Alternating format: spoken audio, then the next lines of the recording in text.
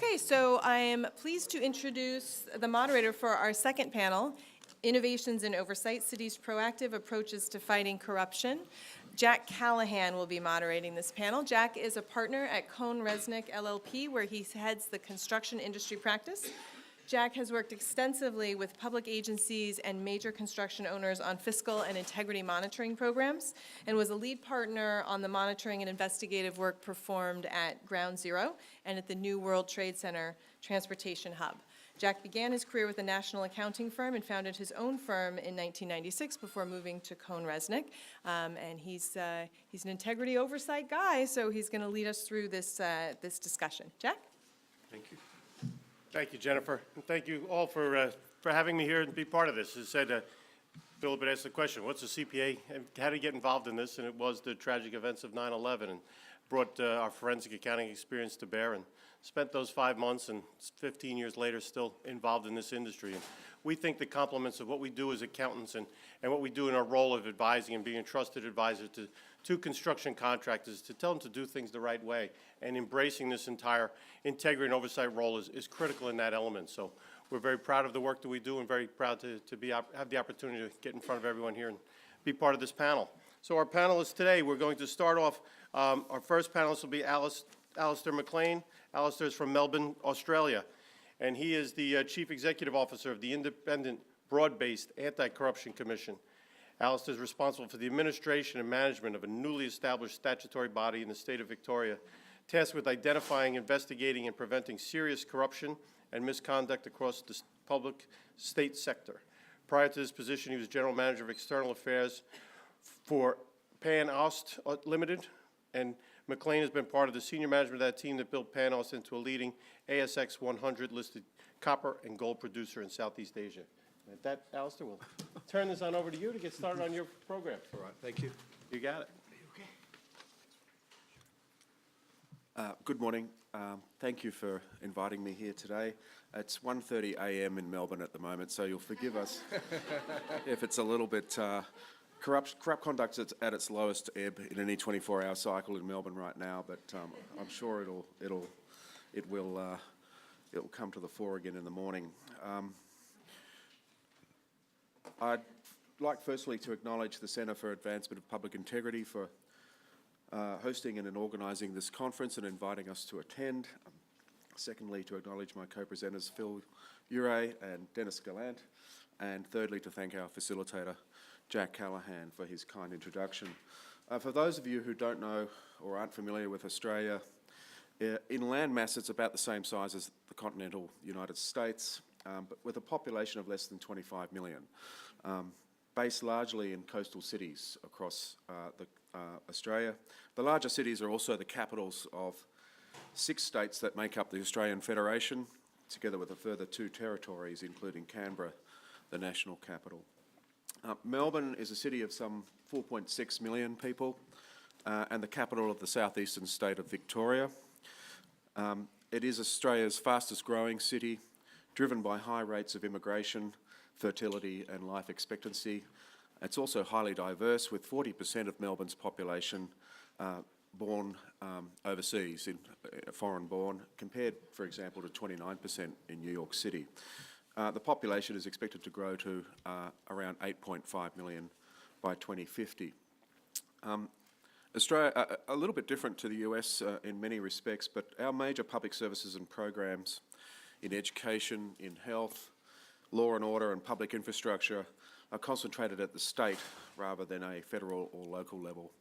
The growth projections for Melbourne mean that there's very substantial pressure on state and city spending right now, with significant investments in road, rail and other public infrastructure, a current feature of the political landscape and therefore also of our focus and activity at present. The preponderance of public institutions at the state level in Australia means that public integrity bodies are also generally established at the state level. So it is with my organisation, or the organisation I work for, I should say, IBAC as we call it, which is responsible for preventing, identifying and exposing corrupt conduct as well as police misconduct in Victoria. So we have a dual function. We are both the anti-corruption body for the state public sector, and we're also Victoria's police oversight body and the police themselves in Australia are organised at a state level, so there's a very large state police force in Victoria. IBAC's, the youngest of broadly similar anti-corruption bodies, are now established in each of Australia's states. We've been fully operational since early 2013. Our corrupt conduct jurisdiction includes state and local government, statutory bodies, the judiciary and the parliament, and covers some 325,000 employees. So very similar size to New York City in terms of our employee jurisdiction, if you like.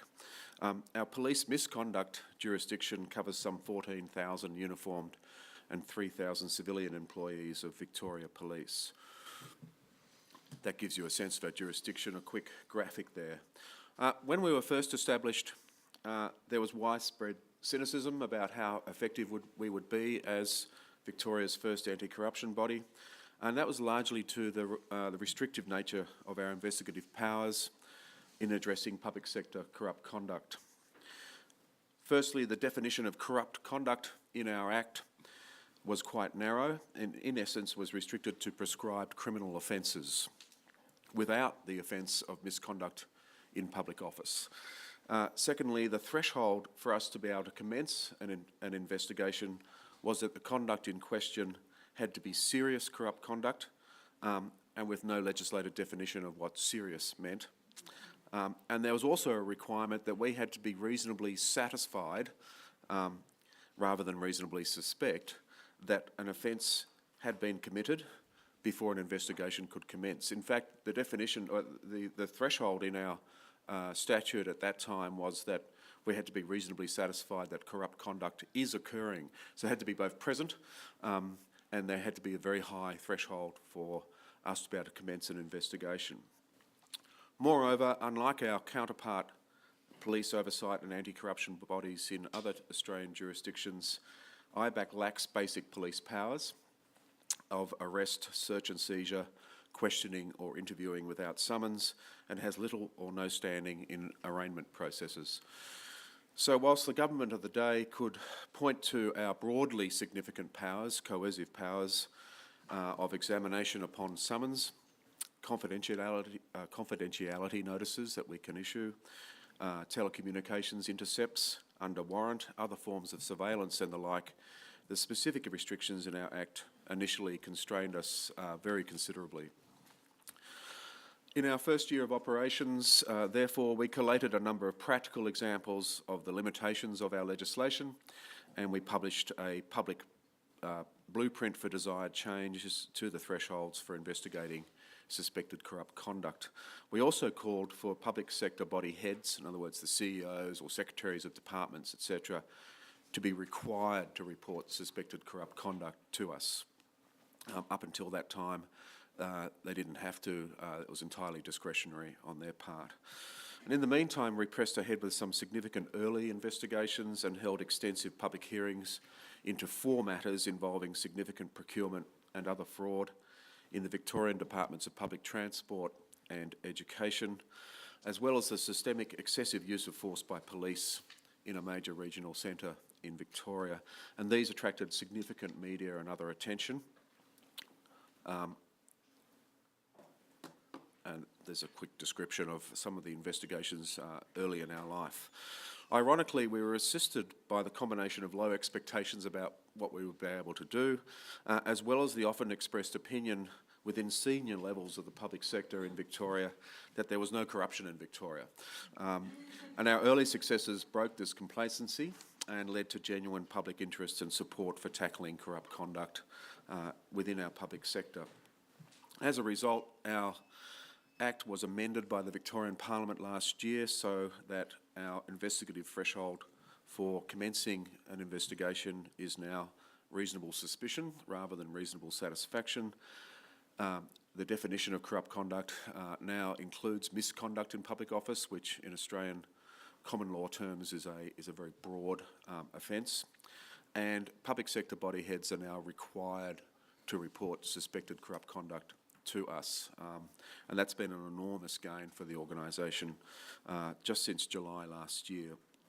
So whilst we don't have police powers, as we call them, or law enforcement powers, we think IBAC is now a much better placed to more properly and effectively address corrupt conduct and police misconduct in the state.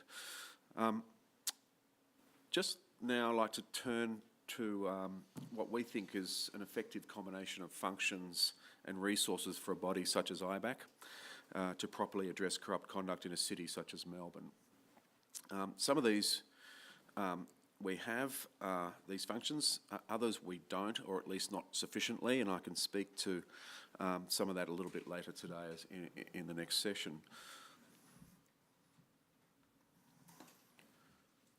They include, from my perspective, very robust investigatory powers, subject, of course, to proper oversight, and we have significant checks and balances on our exercise of powers of summons and surveillance, etc.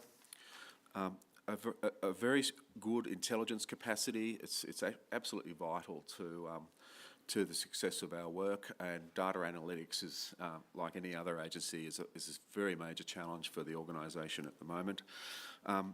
We also have an active prevention and education function to IBAC. We don't just investigate claims or allegations of corrupt conduct. We have a prevention and education function, and we see that as really critical to our broader function. And then finally, we have an external focus on generating public sector resilience to corruption risks and vulnerabilities. Just to talk a little bit about our powers, the extent of our powers, especially with respect to our police jurisdiction, remains a very live issue for us in Victoria. The fact is that police are extremely challenging to investigate, as I'm sure Phil will tell you, much more so in our experience to date than your average public servant. They know the methods and tactics of our oversight. They know investigatory methodologies. They know how to avoid surveillance. They know not to talk on their phones, and they're very good at not remembering when we do call them in. So we have various tactics and ways and means of refreshing their memories when they are called in before us. Aside from hardened police and the protective blue line of police culture, there is a broader issue. If police require police powers to effectively investigate criminal conduct, then how is it that an independent body can operate effectively without recourse to similar such powers? More generally, the issue of coercive versus police powers, and especially the balance of such powers where the right to not to self-incriminate is abrogated, we can compel individuals to come before us for examinations, and that right is abrogated. So that's a very significant coercive power that we have. And I'm sure that's a live issue in many other common law jurisdictions as well. That's why we have robust, in our view, entirely appropriate accountability mechanisms of our own through applications to the courts for warrants, a statutory inspectorate who oversights us, federal and state audit requirements, and parliamentary oversight of the body. As our own recent experience has told us, there must always remain scope for adjusting our powers and functions through an active dialogue with the Parliament, with the Executive, and much more importantly, in many respects, with the broader community, so that we can effectively discharge our functions. Understood, 5 minutes, thank you.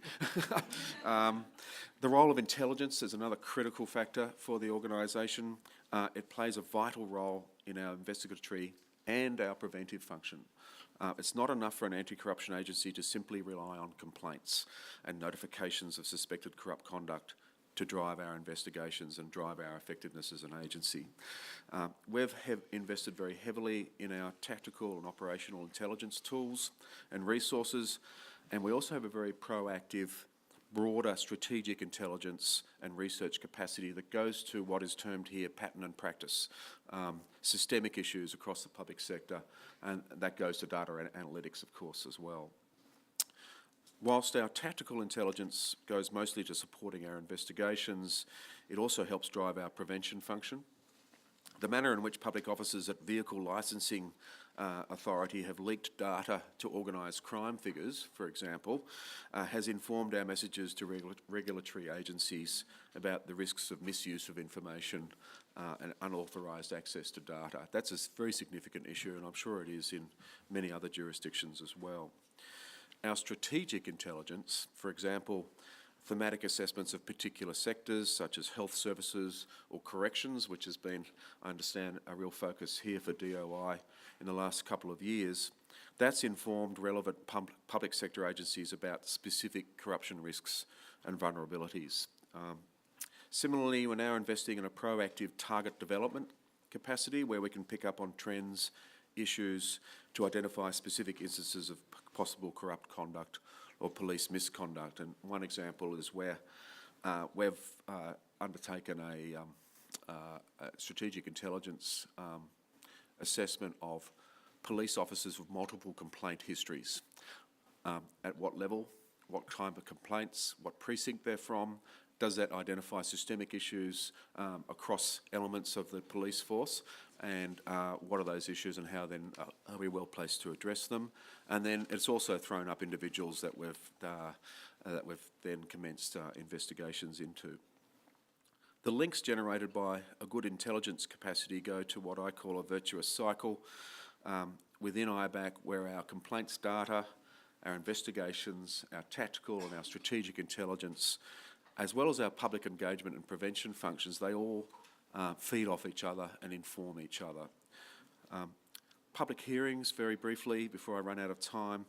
In Australia, and particularly in Victoria, there remains a robust debate about the role of public hearings as part of our investigations into identifying and exposing corrupt conduct. And the discussion with DOI was very interesting yesterday because they don't have their own public hearings power, but we do in Victoria. We think they're very effective in exposing corrupt conduct in question, but also in encouraging further credible complaints of improper conduct and driving reform in the public sector. To date, we've held 4 public hearings. There's 3 tests for us to conduct a public hearing. It must be in the public interest, undefined. It must be exceptional, again, undefined. And thirdly, there must not be unreasonable damage to the reputations of witnesses compelled to appear before the Commission in a public hearing. That's a very important test, and it's one that we're now being subject to court appeal on. A good example is we publicly fought out a challenge in the courts involving 2 members of Victoria Police. It went to the Supreme Court of Victoria, the Court of Appeals in Victoria, and eventually went to the High Court of Australia, which is the Australian equivalent of the Supreme Court in the United States. And we won at all 3 levels. The basis for the challenge was that the fact of an IBAC public hearing would prejudice a possible subsequent criminal trial of those officers should they be charged with criminal offences. But the High Court in effect ruled that whilst no charges had been laid, the argument could not be sustained. The officers have since been charged and they've now been committed to trial. 0 minutes left, I'm told. So I'll just spend 30 seconds with your permission. A second ongoing challenge to both our public hearings and our public reports has been around unreasonable damage to public reputations, and that's a live issue and has been certainly a very live issue for a counterpart agency in the City of Sydney and the State of New South Wales. Notwithstanding those uncertainties, we maintain that properly conducted public hearings into alleged corrupt conduct are an extremely effective and necessary tool. I'll stop there because I can answer any other questions, and in the interests of timely delivery, thank you very much. Thank you, Alistair. And that's where you can go to have a bit of a closer look at us.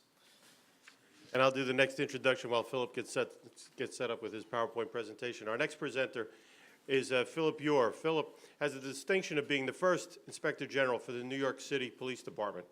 Before his appointment to the OIG NYPD by the DOI Commissioner Mark Peters in March of 2014, Philip was the Executive Director of the District of Columbia's Office of Police Complaints, a role he held for over 14 years. As a nationally recognized expert in the field of independent police review, Philip has served in 2009 through 2010 as president of the National Association of the Civilian Oversight of Law Enforcement, a nonprofit organization of law enforcement oversight agencies and practitioners that works to enhance accountability and transparency in policing. Philip served for a decade in the Civil Rights Division of the U.S. Department of Justice, first as a trial attorney and later as a senior trial attorney. He received his law degree from Harvard Law and his undergraduate political science from Stanford University. And I'm sure Philip and I, both representing New York, are very happy that there's corruption elsewhere in the world, and we're not the only ones who have that challenge. So, Exactly. Philip, you're set to go. Take us away. Thank you very much. I appreciate that. Good morning, everyone. I'm happy to be here, and I thank Jennifer and Columbia Law School's CAPI program for the invitation to be with these distinguished fellow panelists. I had the opportunity to chat for a couple of hours yesterday with Alistair, members of my staff, and one of his assistants, and we got to have a good dialogue about some of the issues that he raised with respect to investigating systemic issues in the police departments, and I hope that conversation continues today. A little bit about OIG NYPD, Office of Inspector General for the NYPD. We're one of the offices, one of the newest offices in the Department of Investigation. Milton Yu is as a fellow Inspector General. Those of you who were in the previous session heard from him and perhaps a little bit about DOI, Department of Investigation, in the city of New York. We came on board 3 years ago. We were created as a result of legislation enacted by the City Council. The prior mayor, Mayor Bloomberg, was not in support of the creation of OIG NYPD. He, in fact, vetoed the legislation creating the office. The City Council overrode the veto.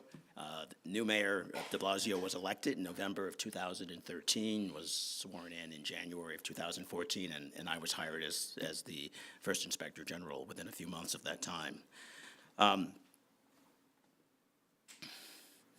So, in general, let me explain that our agency is dedicated to conducting systemic investigations and making recommendations of the New York City NYPD operation, policies, programs, and practices.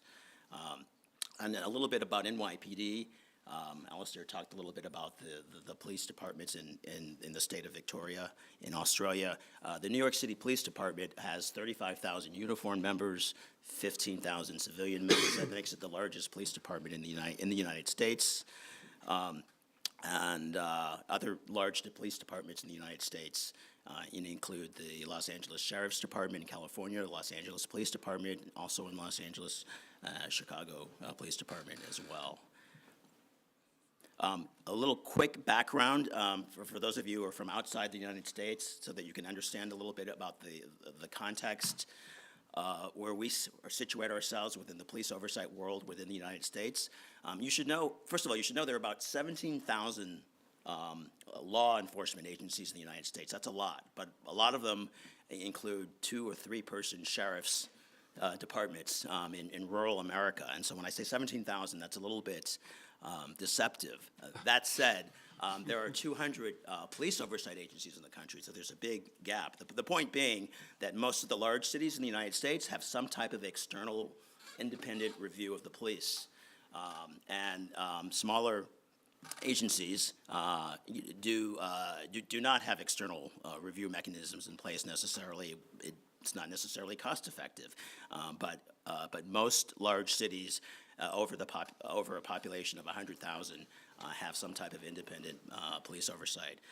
Without getting into a symposium on police oversight models, I think it's important for me to just to explain to you quickly the range of police oversight agencies. And I try to explain this by sort of imagining a continuum. On one hand, you have investigative model agencies, and I'll talk about another agency here in New York City in a second, but you have investigative agencies, external agencies that investigate allegations of police misconduct. So examples of that would be the Civilian Complaint Review Board here in New York. Another agency would be the Office of Police Accountability in San Francisco. Chicago is sort of retooling its oversight mechanisms now, but had an agency like that. I started up and headed up the local agency in Washington, D.C., Office of Police Complaints. Those are investigative model agencies. You have lots of investigators, perhaps some with police backgrounds, some not with police backgrounds, investigating citizen allegations of police misconduct. On the other end of the continuum, you have these newer agencies, such as our agency here in New York, and inspectors general that look at these systemic, broad patterns and practices of police misconduct and other policing issues. There's sort of been a development in the last 10 years. More and more agencies like this have been opening up around the country. In Denver, I would say the western United States has sort of been at the forefront. Various cities in Southern California have had inspector general-like agencies for years. San Francisco, I think, is now having a debate about this. The city of Seattle recently enacted legislation creating inspector general, as did Chicago a few months ago. So that seems to be the trend in the United States. Let's hire leaner, meaner offices that are looking at these broad patterns of police activities rather than investing the resources into investigating every citizen complaint of misconduct. And so when I talk about the landscape of police oversight nationally, I'm not talking about the federal government. Obviously, there's been a lot of news reporting on the fact that the current federal administration, through the Justice Department, will probably not be as aggressive, shall we say, in pursuing pattern or practice cases under federal authority.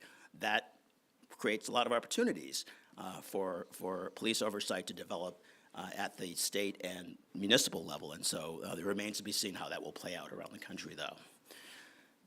So a properly staffed and funded independent police review office like ours is really best positioned to identify systemic problems in police departments and to bring about organizational change. I'm just going to take a second to read through this language on Local Law 70 because I think it encapsulates our authority and is similar to the authority given to other systemic review agencies. And so under the law creating our agency, we are to, a lot of verbs here, investigate, review, study, audit, and make recommendations relating to the operations, policies, programs, and practices of the New York City Police Department with the goal of enhancing the effectiveness of the department, increasing public safety, protecting civil liberties and civil rights, and increasing the public's confidence in the police force, thus building stronger police-community relations. So there's, other language in Local Law 70, but that really it summarizes relatively succinctly, our authority. But it's pretty broad when you look at that. It doesn't provide much direction beyond that, but you get the sense of what the authors of the legislation were seeking to do. And so in order to carry out this mission, we have an office. Let me see. I guess it's in the next slide. Yes. You can see a little bit about how our office is set up. I'll say, generally speaking, there are two main units, the investigative unit on one end, and then the policy analysis unit on the other end. We have 42 staff members, and so there are about 12 people in the investigative unit, 15 people in the policy analysis unit. And as I will describe shortly, much of our work is of a multidisciplinary nature where we're drawing from professionals in both fields. And so, generally speaking, the office is made up of investigators, attorneys, analysts, auditors, and others. We have a full-time outreach person as well who helps to engage with the various community stakeholders because police accountability always has been a big issue in New York City, and it's important to remain engaged with the community groups that are pushing for greater police reform. It's important to understand that our agency is not meant to replicate the functions I referred to it previously, the Civilian Complaint Review Board, the investigative model agency, which is a much larger agency. I think it's actually the largest police oversight agency in the United States, 175 people or so. They investigate, have very specific jurisdiction to investigate most citizen complaints that are filed against the police. And they have a different function, but although they occasionally dip their toes into conducting systemic reviews based on the complaints that are coming in, we receive a lot of our, excuse me, we receive a lot of our data, actually, from the Civilian Complaint Review Board and follow trends that they detect through their investigation of citizen complaints. But the point is that we were not set up to replicate NYPD. There was a lot. When I moved here from New York 3 years ago, when I moved here to New York 3 years ago to accept this position, I came after the debate had been concluded in New York, but a lot of people did not want OIG and NYPD to come into existence, including the former mayor, because they claimed that it would replicate function of the CCRB, and if you look at the legislation, you look at what we've done versus what CCRB does, it is not replication. We like to think that we're complementing each other. In addition, another key component of accountability within the New York City Police Department is the Internal Affairs Bureau. Every police department just about has an internal office that also handles citizen complaints. The corruption cases, if you will, while I would argue that our local law 70 would enable us to look into corruption issues, and I'm sure over time we will be looking into corruption issues, that is so far largely handled by the Internal Affairs Bureau of the Police Department, and then I'll say without going into the weeds that there's an oversight entity with respect to IAB's handling of corruption cases, Commission to Combat Police Corruption in New York City. So at any event, there are these different components of oversight in New York. Just to give you a flavor of some of the reports that we've issued, when I stepped into my position, started up work 3 years ago, that was 2014. In the United States, those of you who live in this country were following it, and those of you from outside the U.S. were probably seeing the news accounts. That was a period of great turbulence in police-community relations. 6 weeks after I started the job here in New York City, we had the chokehold incident involving the death of Eric Garner in Staten Island, New York City. A few months after that, there was the incident in Ferguson, Missouri, and as you know, there were a series of other events in 2014 and 2015 which really brought into relief the tensions between police and communities in various jurisdictions around the country. And so our first case, as it turned out, focused on how NYPD handled chokehold cases.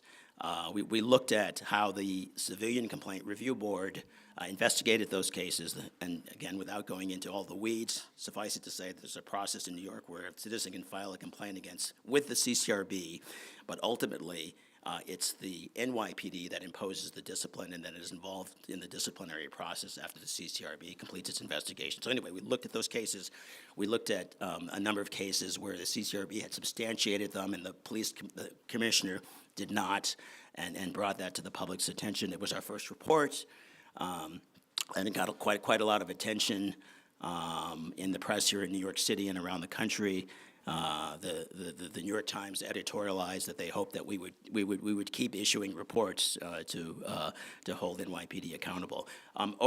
Since that time, we've issued a number of reports in different areas. Our website, contains copies of those reports. Everything from a report focusing on the use of data from lawsuits and legal claims involving NYPD to improve policing. We looked at body cameras, the use of force. We looked at broken windows policing. It was an analysis of quality of life summonses, quality of life misdemeanor arrest and felony crimes to New York City. That was a big report that we issued last year, where we sort of looked at and analyzed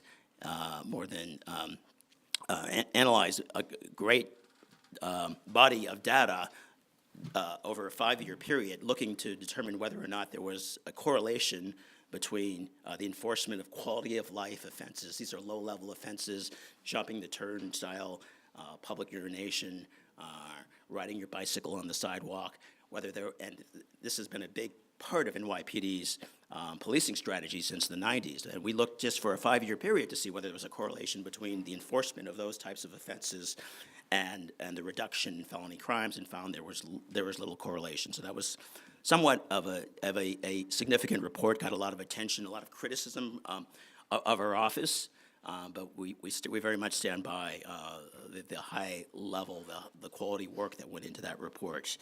You can see some of the other areas we've delved into. Earlier this year, we looked at the training that officers receive in their handlings of encounters with mentally ill people, where NYPD is doing a better job than it had been, but we thought that there could be better training, improvement in the dispatch policies of the police department to get officers trained to those crisis incidents in a timely manner.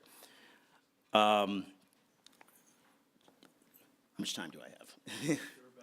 We're almost there. Okay, so as we're winding down, just give me just a minute or a quick minute. We did body cameras are now proliferating around the United States, and we issued a report, sort of looked into the various policies that NYPD had implemented in that regard. We think that our review involved looking at the policies of more than 20 police departments around the country.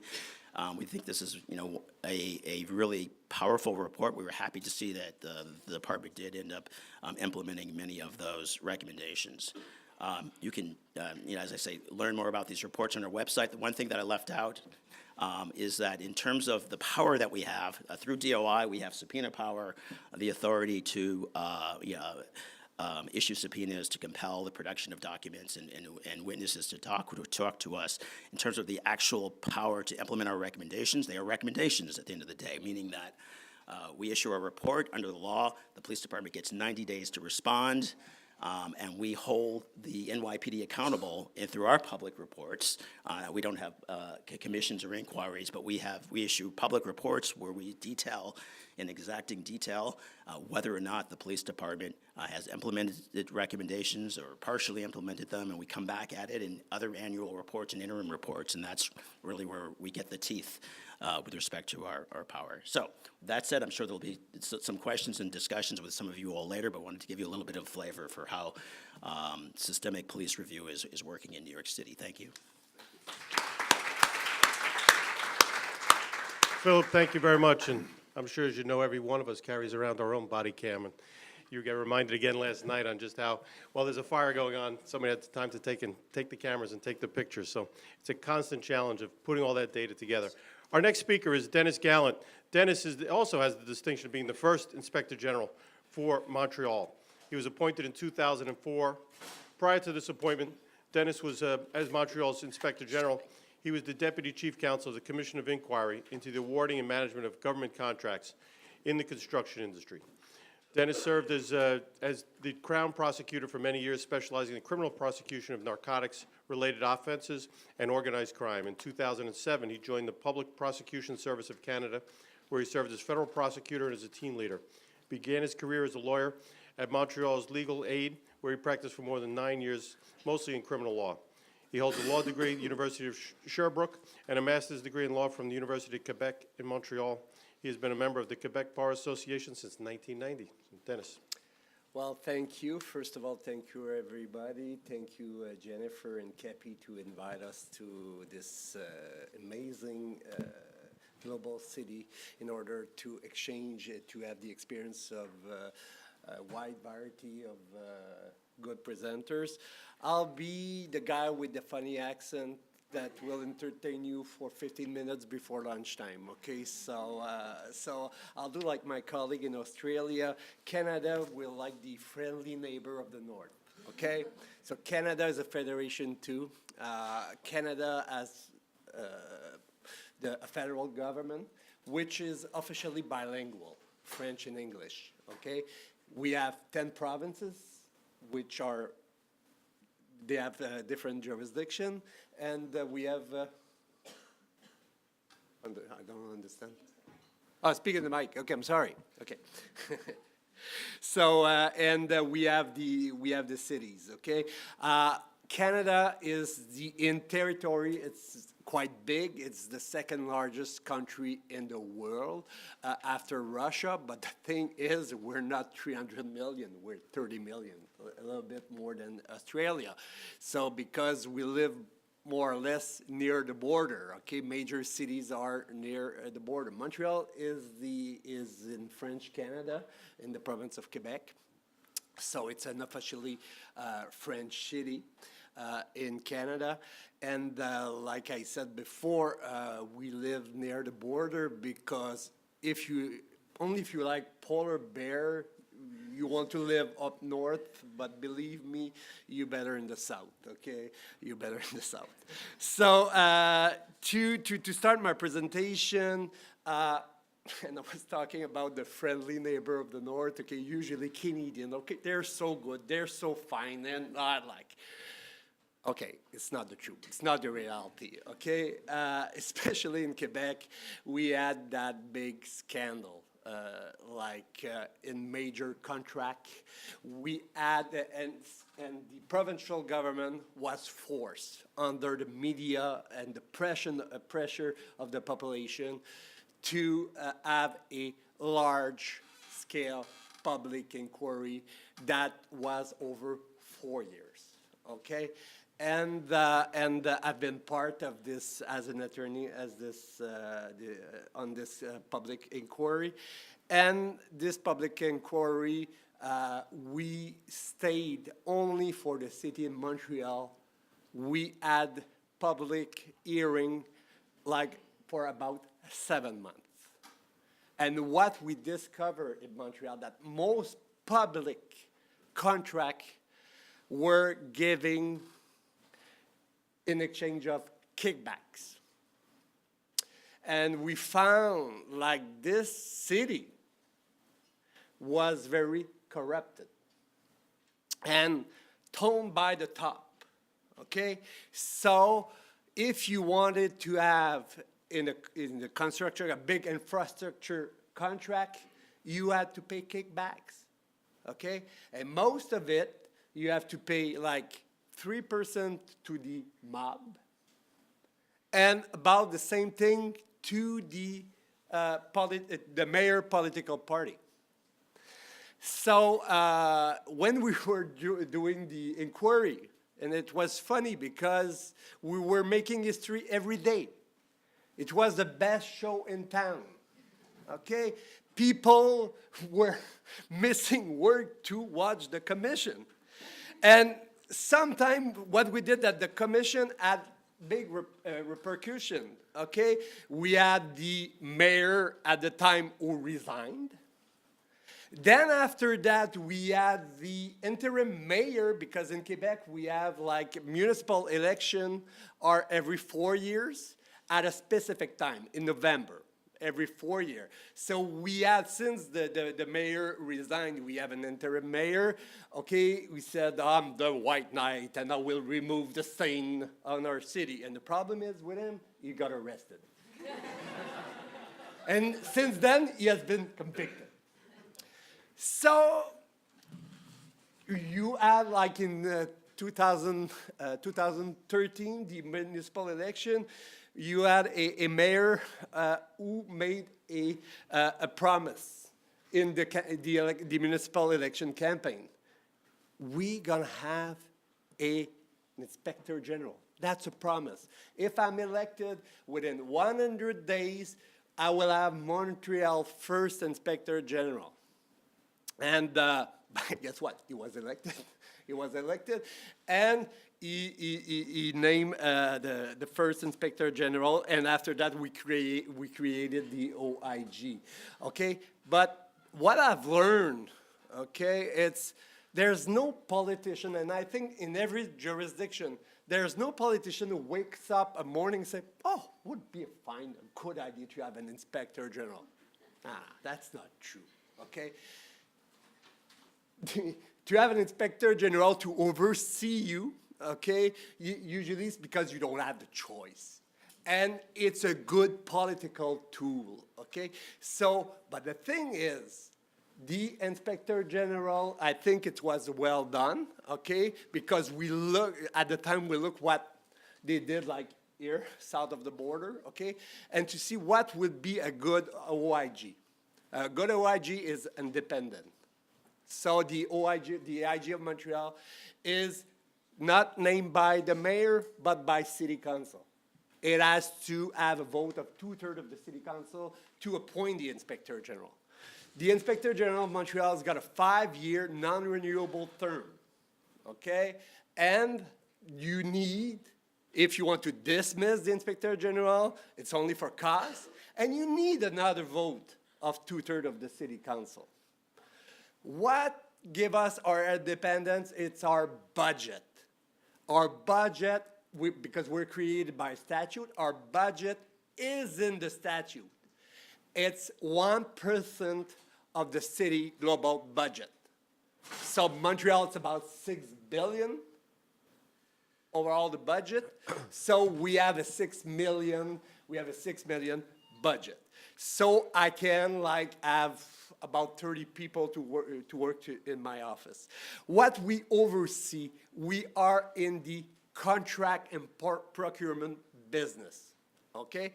We're not a law enforcement agency. We're some kind of a in-between, okay? Because I've been a prosecutor most of my professional life. It's not the same standard of proof as you know, okay? To do a criminal investigation in order to have people indicted and everything, you need to gather an evidence, and then after that, in front of the court, to have a I'm looking for my word, a beyond a reasonable doubt threshold. So what we do administrative investigation, okay? And most of the and it's by the law, most of the mid-sized and the large city in Quebec, okay, and it's in the statute, has to have an auditor general. Okay, so people were saying, why do you want an inspector general? We already have auditor general. But let me tell you something.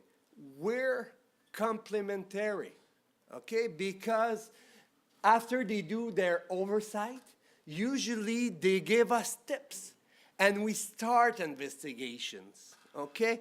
But since if we see some, and we think that what we uncover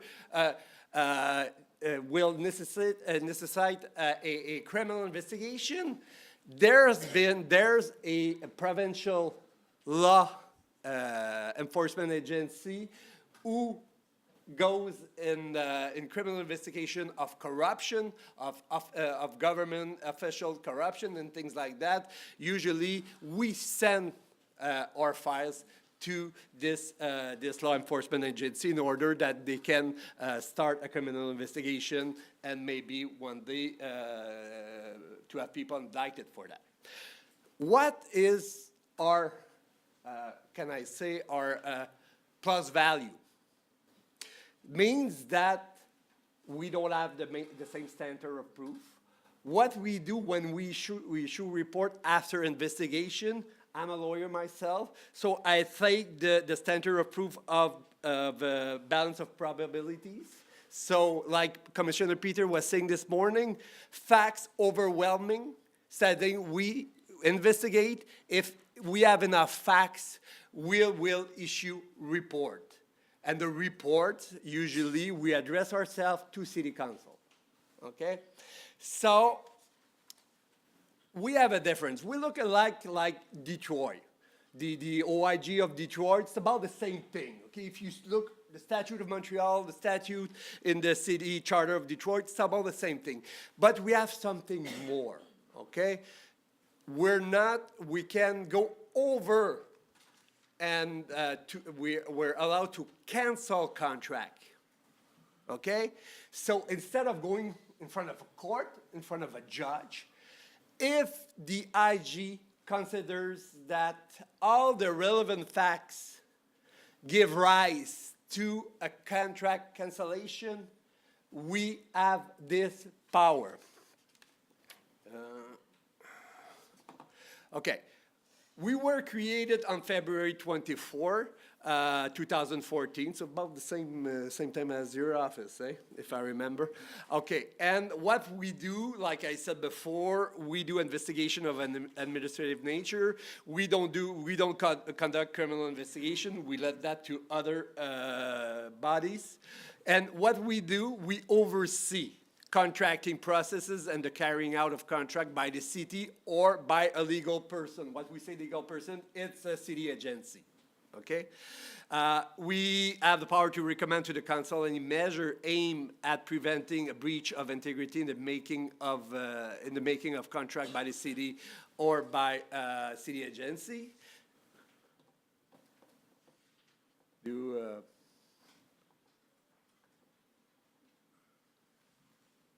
Don't know what happened.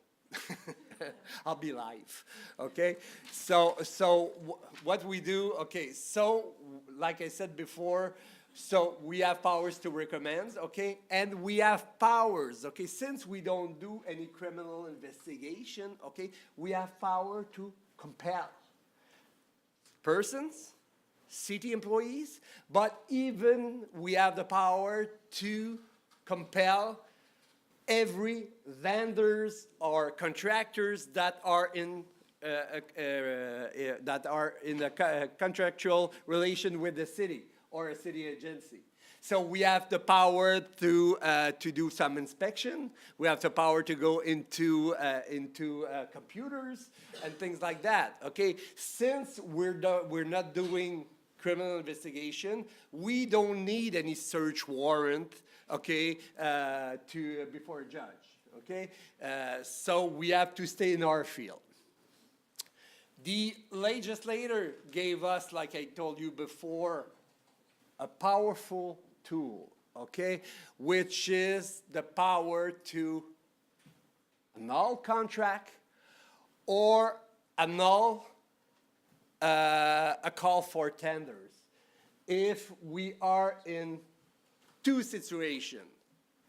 The first situation saying that if we have the evidence that the rules of like by the law or the rules have not been followed, or if there's,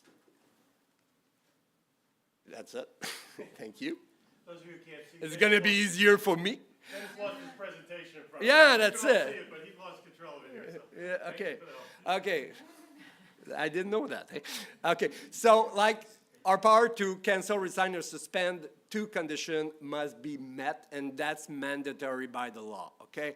Any of the requirements specified in a document of the call for tenders or a contract has not been met, or the information provided in the contracting process is false, and the seriousness of the breach observed justify the cancellation, residing, or suspension. That's for sure, okay? That's the check and balance. If, let's say, I have a contract of $300 million and they forgot to say something in the contract, they didn't contract, we won't cancel the contract. What is very important is at the city we have the Montreal contract management policy, which is this Montreal contract management policy includes provision on collusion, corruption, fraudulent tactics, lobbying, conflict of interest, and provision requiring full and complete collaboration with the OIG. So means that this document, when you sign a contract with a city or a city agency, I'm over already? Okay, means that it's part of the contract. So when we have evidence of collusion, of bid rigging, and things like that, okay, and we have that like with our standard of proof, we will cancel the contract. So far, the statute provides that I can be overruled only by city council. So let's say that I annul a contract. This contract will stay into force within 45 days. If after 45 days I have not been overruled, contract is finished. If a judge would render a decision to annul the contracts, as we know, okay? And so, so far, since we exist for 3 years now, we rendered 7 decisions. None of those decisions has been overruled. But there's a political price to pay for that, okay? Because our reports are public. We're brand new. So the press, the media are looking, because don't forget the story of Montreal, okay? So we're very, very checked by the medias. And like you know,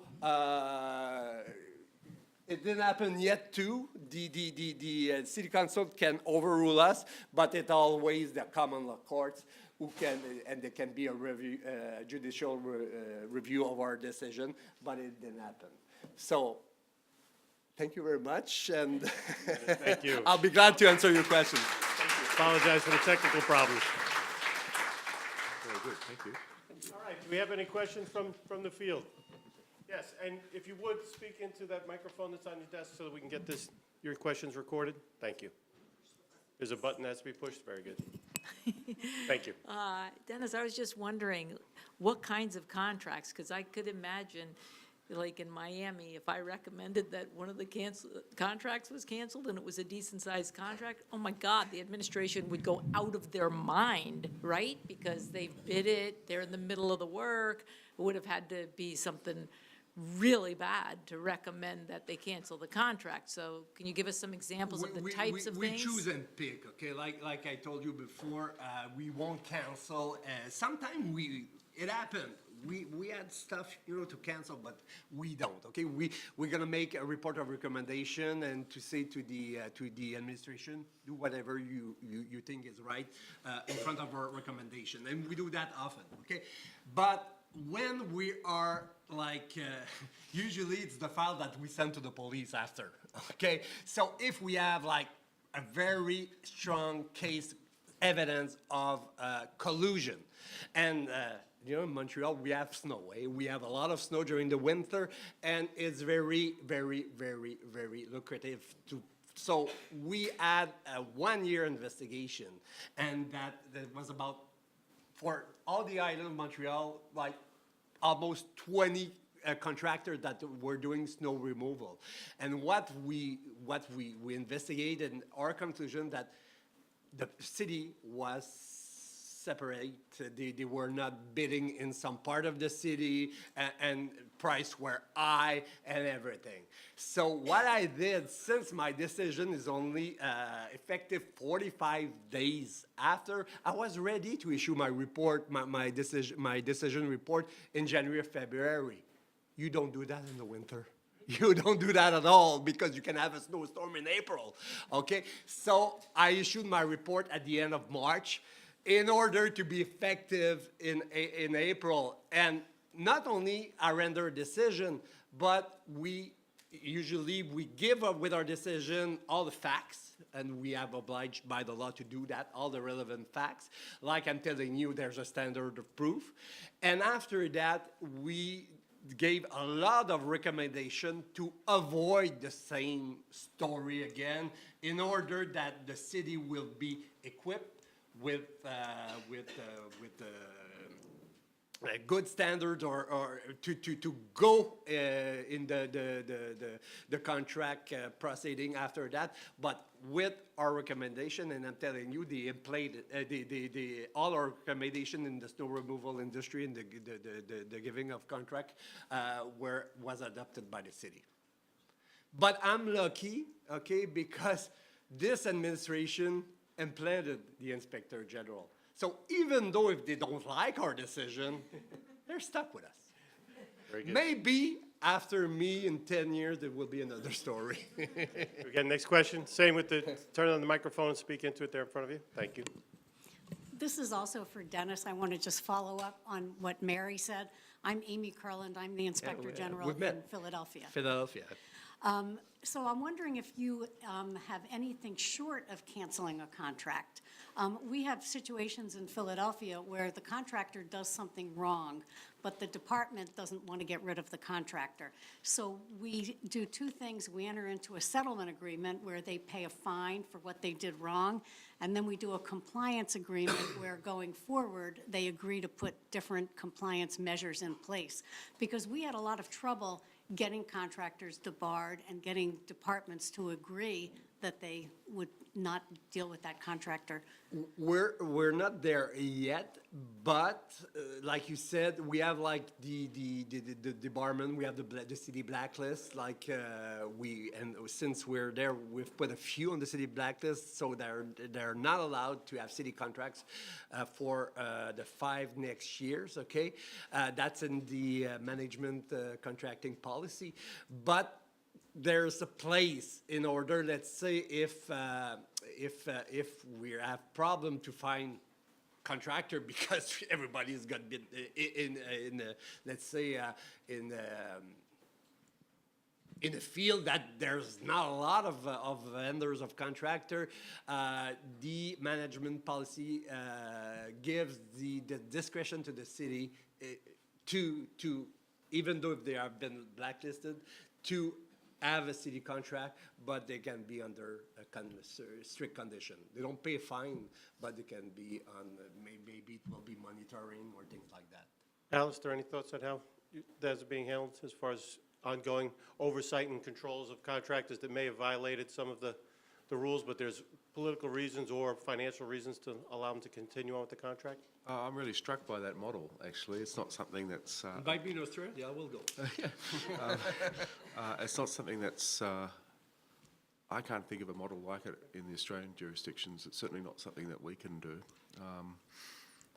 Ours is more, I think, be more of a name and shame by issuing a public report around a matter, and then it would be for the relevant government department to act on that basis. We could do a public report or investigate, issue a public report, make recommendations, including possibly through a public hearing into the matter, but then it's not, we don't have a statutory function to then oversee or intervene or in a contractual relationship between a government agency and a contractor. I know here in New York, they've utilized the independent private sector inspector general role as in the non-prosecution agreement to enter into, okay, if we're not going to prosecute, you are going to pay fines, restitution, and penalties, but you're going to agree to the appointment of an independent inspector general to sit on, hired by the outside agency to oversee the contractor because certain decisions were made, in fact, to go on with that contract, but put that bonus on them, make them bear those costs of oversight and control. I'm very interested by the model that you talk about in the contract or the tender process as a collaboration with the OIG. Early on in the piece, we were asked by departments and the police to sit on management committees for, not just for tenders, but for investigations by the police or to contribute to or write policies and procedures for government departments. And we made a conscious decision not to. We resisted that notion because we didn't want to be captured.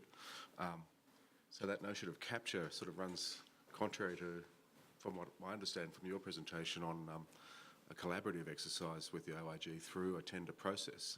How do you avoid capture in that process? Careful.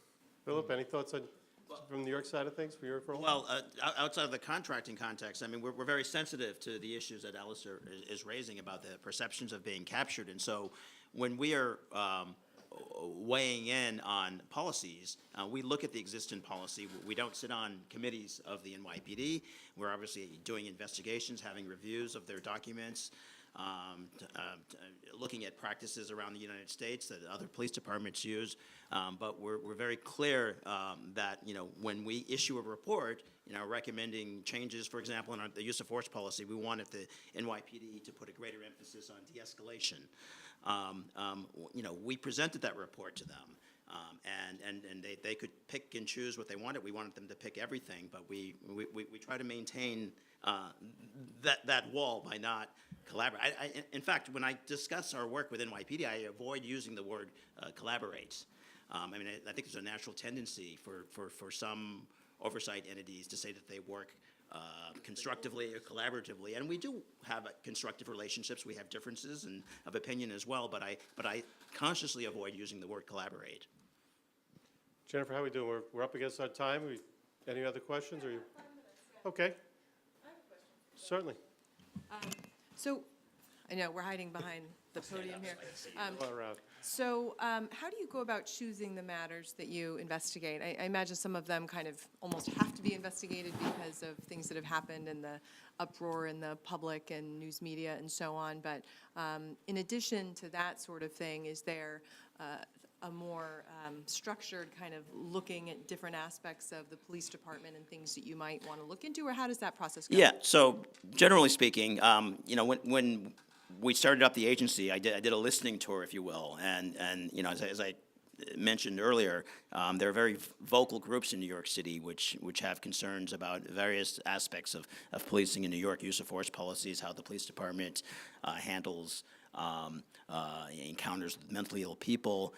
The LGBT community has concerns about patrol guide provisions that were enacted a few years ago that have not been followed. And so we met with dozens of groups and continue to have these discussions. I met a couple of days ago with a group that had filed this is public knowledge, a group had filed a complaint with our agency protesting the way that gangs are investigated and that information is put into databases. So all of this is to say is that we have a process that takes into account the multifaceted views of different stakeholders. I've had meetings with union officials as well. There are 5 police unions for the various ranks of New York City police officers, and the unions, that's a whole nother matter. And they're very strong in Australia as well, I learned from my conversation with Alistair yesterday. We thought one union was bad. 5 unions, 5, count them 5. And so there's this process of getting information from various stakeholders, but we have an internal process where we are sort of analyzing data that's coming in. We can't take every complaint that comes in. We're looking at, we're constantly, conferring with our counterparts around the country. I'm going to a symposium in Phoenix, Arizona on Monday to talk with other police oversight professionals. We're looking at their reports, but there's an internal process that comes up with, we have a plan internally of things that we want to look at, and that process is still being refined. But because you can't do everything. 42 people may sound like a lot of people, but then again, this is the largest police department in the country. It's only 42 people. We could use 100 people, so you have to pick and choose what you want. But we have a strategic process that takes into account different factors that maybe I can go into some of that in a little more detail in some of the other discussions. Great. Yes, Jamie. Hi, this might dovetail a little bit with Jennifer's question, but because there are so many different entities that investigate issues in the police department, how do you also make sure that you're not duplicating the work of, as you said, the CCRB, the IAB, the District Attorney's Office, U.S. Attorney's Office? That's a good question. And I didn't even mention all of the oversight entities in New York City. There's a court-appointed monitor here in New York City, which came about as the stop and frisk monitor for those of you who follow those things. And they have jurisdiction with respect to monitoring and overseeing what has been a real reduction in stop and frisk encounters by New York City police officers. But their jurisdiction sort of boils over into other issues where they're looking at body cameras, because that was part of the court decree. They're looking at bias policing issues. We're looking at some of those same issues too. There's also a comptroller in New York City. In many of your jurisdictions, that would be an auditor who has certain responsibility to look at contracts and other matters. And so I will say that there have been discussions with different entities about one proceeding in their own lane. I showed you, my response is always, well, look at local law 70. That's pretty broad. That said, we're conscious of the taxpayers' funds. We don't think it's fair to the New York City taxpayer that you have multiple entities looking at the same issues, but some of these issues are sufficiently broad that our position going into some of these investigations is how can we add value to what another city agency might be doing. We're conscious of not duplicating effort, but those are sensitive discussions that occur here in New York City and around the country, as you can imagine. Great. I think we've kind of heard a common theme from Brazil, Colombia, Philadelphia, Florida, New York, Montreal, and Australia that there's corruption at every level, that there's that will of getting the public and I think that's forums like this and others, how do we get the education out there, that everybody takes that cell phone camera instead of a documentation and a highlight film to say, how do we transition this into a public cry to, we're going to demand that accountability. We're going to make the mayors, we're going to make the administrators accountable and understand that, the role, we were at one of the Inspector General's conferences and the woman stood up and she said, well, when I got this job, I was told if I want a friend now, I've got to go buy a dog. Yeah, and so how do we get those inspector generals to instead be, they're a valued role. It's a role that we need, and we need that transparency. We need that floodlight thrown out there. And so let's take these cameras and let's not make YouTube videos, but let's make some public change. And hopefully forums like this can create that environment. So thank you all. Great. Thank you. you.